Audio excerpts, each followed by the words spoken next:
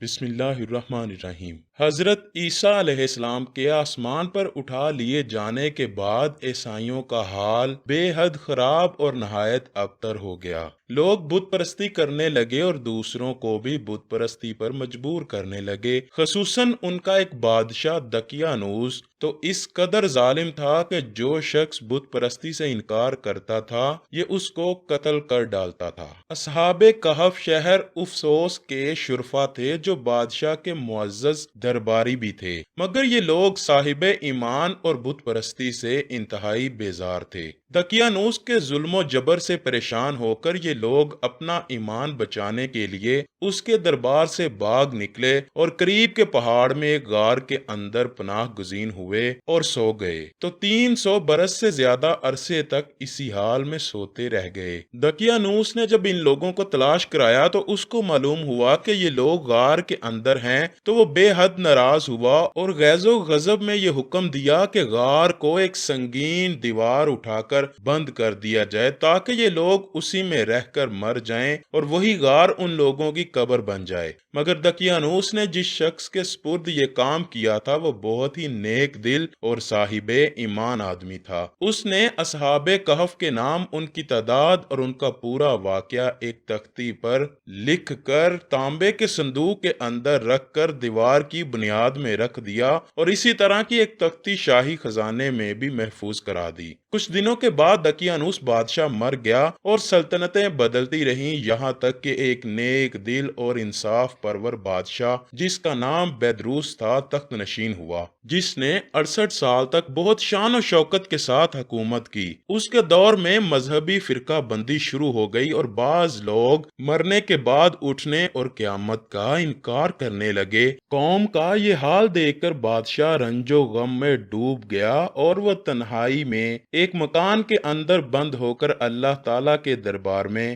نہایت بے قراری کے ساتھ گریہ زاری کر کے دعائیں مانگنے لگا، یا اللہ کوئی ایسی نشانی ظاہر فرما دے تاکہ لوگوں کو مرنے کے بعد زندہ ہو کر اٹھنے اور قیامت کا یقین ہو جائے۔ بادشاہ کی یہ دعا مقبول ہو گئی اور اچانک بکریوں کے ایک چرواہے نے اپنی بکریوں کو ٹھہرانے کے لیے اسی غار کو منتخب کیا اور دیوار کو گرا دیا۔ دیوار گراتے ہی لوگوں پر ایسی ہیبت و دہشت سوار ہو گئی کہ دیوار گرانے والوں پر لرزہ طاری ہوا اور وہ وہاں سے بھاگ گئے، اور اصحاب کہف بحکم الہی اپنی نیند سے بیدار ہو کر اٹھ بیٹھے اور ایک دوسرے سے سلام و کلام میں مشغول ہو گئے اور نماز بھی ادا کر لی۔ جب ان لوگوں کو بھوک لگی تو ان لوگوں نے اپنے ایک ساتھی یملیخا سے کہا کہ تم بازار جا کر کچھ کھانا لاؤ اور نہایت خاموشی سے یہ بھی معلوم کرو کہ دقیانوس ہم لوگوں کے بارے میں کیا ارادہ رکھتا ہے۔ یملیخا غار سے نکل کر بازار گئے اور یہ دیکھ کر حیران رہ گئے کہ شہر میں ہر طرف اسلام کا چرچا ہے اور لوگ اعلانیہ حضرت عیسیٰ علیہ السلام کا کلمہ پڑھ رہے ہیں۔ یملیخا یہ منظر دیکھ کر محو حیرت ہو گئے کہ الہی یہ ماجرا کیا ہے کہ اس شہر میں تو ایمان و اسلام کا نام لینا بھی جرم تھا، آج یہ انقلاب کہاں سے اور کیوں کر آ گیا؟ پھر یہ ایک نان بائی کی دکان پر کھانا لینے گئے اور دقیانوسی زمانے کا روپیہ دکاندار کو دیا جس کا چلن بند ہو چکا تھا، بلکہ کوئی اس سکے کا دیکھنے والا بھی باقی نہیں رہ گیا تھا۔ دکاندار کو شبہ ہوا کہ شاید اس شخص کو کوئی پرانا خزانہ مل گیا ہے، چنانچہ دکاندار نے ان کو حکام کے سپرد کر دیا اور حکام نے ان سے خزانے کے بارے میں پوچھ گچھ شروع کر دی اور کہا کہ بتاؤ خزانہ کہاں ہے؟ یملیخا نے کہا کوئی خزانہ نہیں ہے، یہ ہمارا ہی روپیہ ہے۔ حکام نے کہا ہم کس طرح مان لیں کہ روپیہ تمہارا ہے؟ یہ سکہ 300 برس پرانا ہے اور برسوں گزر گئے، اس سکے کا چلن بند ہو گیا اور تم ابھی جوان ہو، لہٰذا صاف صاف بتاؤ کہ معاملہ کیا ہے۔ یہ سن کر یملیخا نے کہا کہ تم لوگ یہ بتاؤ کہ دقیانوس بادشاہ کا کیا حال ہے؟ حکام نے کہا کہ آج روئے زمین پر اس نام کا کوئی بادشاہ نہیں ہے، ہاں سینکڑوں برس گزرے کہ اس نام کا ایک بے ایمان بادشاہ گزرا ہے جو بت پرست تھا۔ یملیخا نے کہا کہ ابھی کل ہی تو ہم لوگ اس کے خوف سے اپنے ایمان اور جان کو بچا کر بھاگے ہیں، میرے ساتھی قریب ہی ایک غار میں موجود ہیں، تم لوگ میرے ساتھ چلو، میں تم لوگوں کو ان سے ملا دوں۔ چنانچہ حکام اور عمائدین شہر کثیر تعداد میں اس غار کے پاس پہنچے۔ اصحاب کہف یملیخا کے انتظار میں تھے، جب ان کی واپسی میں دیر ہوئی تو ان لوگوں نے یہ خیال کر لیا کہ شاید یملیخا گرفتار ہو گئے، اور جب غار کے منہ پر بہت سے آدمیوں کا شور و غل ان لوگوں نے سنا تو سمجھ بیٹھے کہ غالباً دقیانوس کی فوج ہماری گرفتاری کے لیے آن پہنچی ہے۔ تو یہ لوگ نہایت اخلاص کے ساتھ ذکر الہی اور توبہ و استغفار میں مشغول ہو گئے۔ حکام نے غار پر پہنچ کر تانبے کا صندوق برآمد کیا اور اس کے اندر سے تختی نکال کر پڑھی تو اس تختی پر اصحاب کہف کا نام لکھا تھا، اور یہ بھی تحریر تھا کہ یہ مومنوں کی جماعت ہے اور اپنے دین کی حفاظت کے لیے دقیانوس بادشاہ کے خوف سے اس غار میں پناہ گزین ہوئی ہے۔ تو دقیانوس نے خبر پا کر ایک دیوار سے ان لوگوں کو غار میں بند کر دیا ہے۔ ہم یہ حال اس لیے لکھتے ہیں کہ جب کبھی بھی یہ غار کھلے تو لوگ اصحاب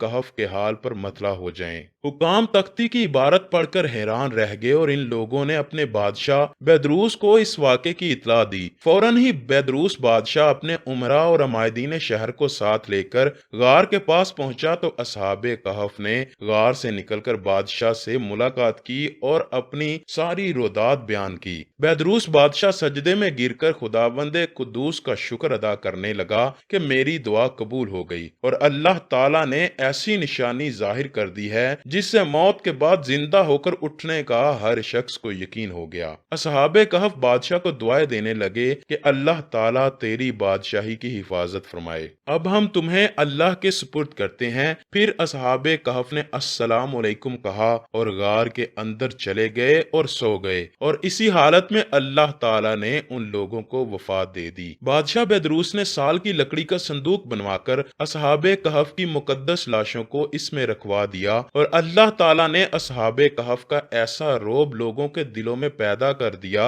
کہ کسی کی یہ مجال نہیں کہ غار کے منہ تک جا سکے۔ اس طرح اصحاب کہف کی لاشوں کی حفاظت کا اللہ تعالیٰ نے سامان کر دیا۔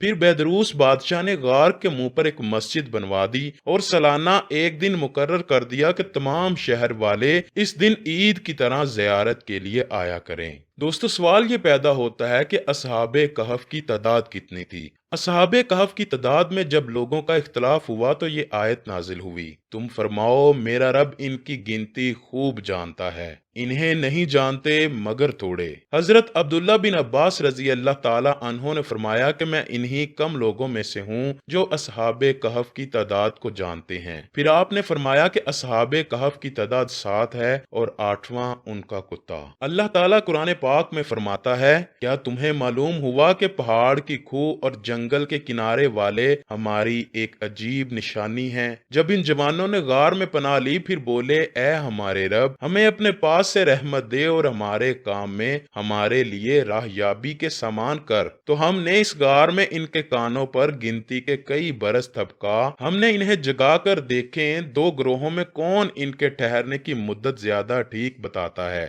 ہم ان کا ٹھیک ٹھیک حال تمہیں سنائیں۔ وہ کچھ جوان تھے کہ اپنے رب پر ایمان لائے اور ہم نے ان کو ہدایت دی۔ اس سے اگلی آیتوں میں اللہ تعالیٰ نے اصحاب کہف کا پورا حال بیان فرمایا کہ جس کو ہم پہلے ہی تحریر کر چکے ہیں۔ دوستو، اصحاب کہف کے ناموں کے بارے میں بھی کافی اختلاف ہے۔ حضرت علی رضی اللہ تعالی عنہ سے روایت ہے کہ ان کے نام یہ ہیں: یملیخا، مکشلینا، مشلینا، مرنوش، دبرنوش، سازنوش، اور 7واں چرواہا تھا جو ان لوگوں کے ساتھ ہو گیا تھا۔ حضرت علی رضی اللہ تعالی عنہ نے اس کا ذکر نہیں فرمایا، اور ان لوگوں کے کتے کا نام قطمیر تھا، اور ان لوگوں کے شہر کا نام افسوس تھا، اور ظالم بادشاہ کا نام دقیانوس تھا۔ اللہ سے دعا ہے کہ وہ ہمیں تمام برائیوں سے دور رکھ کے نیک اعمال کرنے کی توفیق عطا فرمائے، اور نبی مکرم صلی اللہ علیہ وآلہ وسلم اور ان کی آل پاک سے سچی و پکی محبت عطا فرمائے۔